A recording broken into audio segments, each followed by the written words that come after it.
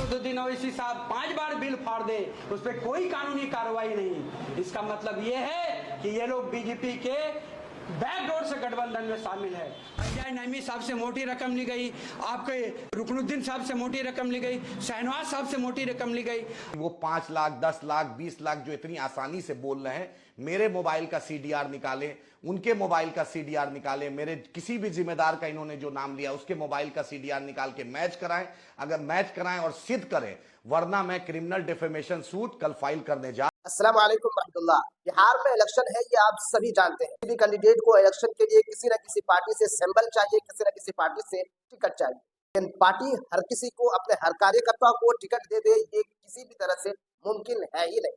यही वजह है कि इलेक्शन के समय में टिकट न मिलने की वजह से नाराज होना, ड्रामा करना, एक दूसरे पे आरोप लगाना, ये आम सी बात है। इससे किसी को कुछ फर्क नहीं पड़ता है। और दूसरी पार्टियों में तो आप हल्ला हंगामा भी नहीं कर। आप जानते हैं आरजेडी ने कितनों का टिकट काट दिया, और ऐसे लोगों का टिकट काटा है जो सिटिंग एमएलए थे। पिछले बार 4 AIMIM से आए हुए विधायकों में से 3 का टिकट साफ कर दिया, और किसी के अंदर चूं करने की हिम्मत नहीं। बीजेपी ने, कांग्रेस ने, सभी ने अपने पुराने कैंडिडेट्स का टिकट काटा। ये कोई नई बात नहीं, लेकिन हंगामा कहीं पे भी नहीं हो रहा है। हंगामा हो रहा है, आरोप लग रहा है, घटिया आरोप लगा रहा है तो MIM कार्यकर्ता लोग, ऐसे लोग जिन्होंने कभी कोई इलेक्शन लड़ा ही नहीं, वार्ड तक का इलेक्शन नहीं लड़ा है, उनको भी आज टिकट चाहिए MIM से। और टिकट न मिलने पर पार्टी के ऊपर, पार्टी के जिम्मेदारों के ऊपर गंभीर आरोप लगा रहे। इन्हीं गंभीरों का खंडन करते हुए AIMIM के नेता आदिल हसन ने तमाम लोगों को चेतावनी दिया है कि जो लोग इस तरह का बेहुदा और बेबुनियाद इल्जाम लगा रहे हैं, हम उनके ऊपर डिफेमेशन केस करने जा रहे हैं। अस्सलाम वालेकुम वरहमतुल्लाह वबरकातुहू। दोस्तों, बुजुर्गों, अजीजों, जैसा कि कल से मैं देख रहा हूं, रात से मजलिस इत्तेहादुल मुस्लिमीन के जो कैंडिडेट का डिक्लेयर हुआ है, मुझ पर, मेरी पार्टी पर, मेरे पार्टी के जिम्मेदार पर, मेरे रियासती सदर पर और तमाम लोग जो जिम्मेदार हैं उन पर जो झूठा आरोप लगाया जा रहा है।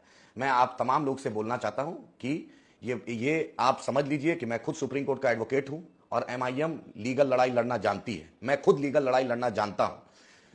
ये जो भी साहब कर रहे हैं और जो भी करवा रहा है, ये इलेक्शन कमीशन ऑफ इंडिया को, इनकम टैक्स डिपार्टमेंट को, CBI को, इन्फोर्समेंट डायरेक्टरेट को, मेरे एडवोकेट नेक्स्ट वर्किंग डे में जाकर उसको कंप्लेन हम फाइल कर रहे हैं, क्योंकि ये हम झूठा आरोप बर्दाश्त नहीं कर सकते हैं। मैं election commission of India, district magistrate Katihar, home secretary Bihar, chief secretary Bihar, election commissioner of India और बिहार के जो चीफ इलेक्टोरल ऑफिसर हैं, और इनकम टैक्स डिपार्टमेंट, CBI और इन्फोर्समेंट डायरेक्टर के सभी जो डायरेक्टर के जो जिम्मेदार हैं, उनसे हम ये गुजारिश कर रहे हैं कि आप जो साहब ये झूठा लांछन लगा रहे हैं, उनका मनी ट्रायल पता कीजिए, उनका सोर्स ऑफ मनी पता कीजिए, कौन इनको पैसा दे रहा है, और उनका इनकम टैक्स रिटर्न, उनका इनकम जो एसेट है वो पता करें कि वो 5 लाख 10 लाख 20 लाख जो इतनी आसानी से बोल रहे हैं, मेरे मोबाइल का सीडीआर निकालें, उनके मोबाइल का सीडीआर निकालें, मेरे किसी भी जिम्मेदार का इन्होंने जो नाम लिया उसके मोबाइल का सीडीआर निकाल के मैच कराएं। अगर मैच कराएं और सिद्ध करें, वरना मैं क्रिमिनल डिफेमेशन सूट कल फाइल करने जा रहा हूं, और यह चीज बहुत सीरियस लिया हूं।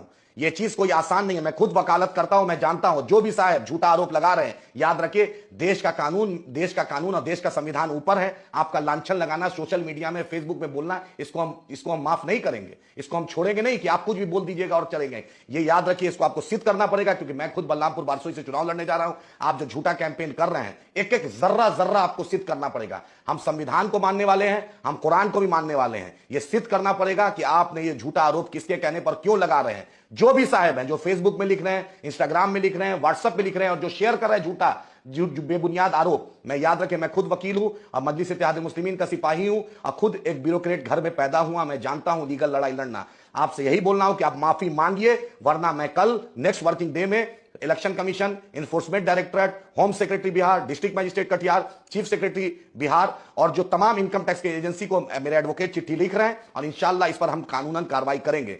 आपसे यही है कि झूठा आरोप बिना जाने, बिना सोचे, फॉरवर्ड मैसेज, रूमर, अफवाह पे नहीं जाइए। दुनिया की कोई ताकत यह सिद्ध नहीं कर सकती है कि कोई भी एक पैसा हम लोग 4 आना किसी का लिए हैं। जब हम नहीं लिए हैं तो हम हर कानून लड़ाई जनता की अदालत में भी जाएंगे, और इंशाल्लाह देश के कानून की भी अदालत में हम जा रहे हैं। इसलिए अभी भी आपसे यही बोल रहा हूं कि झूठा अफवाह, झूठा व्हाट्सएप मैसेज, झूठा वीडियो मैसेज फॉरवर्ड मत कीजिए, नहीं तो आपका एक एक लोग, मेरा IT सेल, मेरी टीम एक एक लोग का नाम मॉनिटर कर रही है। और जो BNS के तहत जो कार्रवाई होगी, जो सरकार का जो मॉडल कोड ऑफ कंडक्ट के तहत जो कार्रवाई होगी, उसमें हम सरकार से, इलेक्शन कमीशन से अनुरोध कर रहे हैं कि आप इसको अतिशीघ्र 24 घंटा के अंदर संज्ञान लेके इस मामले को संज्ञान लीजिए और जांच कीजिए कि आखिर ये कोई झूठा प्रोपेगेंडा क्यों फैलाया जा रहा है। और माफी मांगिए, वरना हम कानूनन कार्रवाई करेंगे और हम इस बार छोड़ेंगे नहीं। पिछले 2020 में भी आपने ड्रामा किया था, 2025 में ये हम ड्रामा सहेंगे नहीं। आपने शपथ लिया, आपने बैरिस्टर असदुद्दीन ओवैसी साहब, अख्तर उल ईमान साहब का नाम लेके आप पार्टी में आए, कभी किसी ने टिकट का वादा नहीं किया था। जो पार्टी का फैसला राष्ट्रीय अध्यक्ष, प्रदेश अध्यक्ष लेंगे, सब लोग ने कहा था कि वो मानेंगे। और ये झूठी जो आप बात बोल रहे हैं, इसका आपको भारतीय न्याय, भारतीय संविधान की तरह जवाब देना पड़ेगा और सुप्रीम कोर्ट ऑफ इंडिया से लेकर जो लोअर कोर्ट तक आपको जवाब देना पड़ेगा। अगर आप माफी नहीं मांग रहे हैं तो इंशाल्लाह मैं कानूनन कार्रवाई, मेरे एडवोकेट को बोल दिया हूं, नेक्स्ट वर्किंग डे में नोटिस चला जाएगा। शुक्रिया।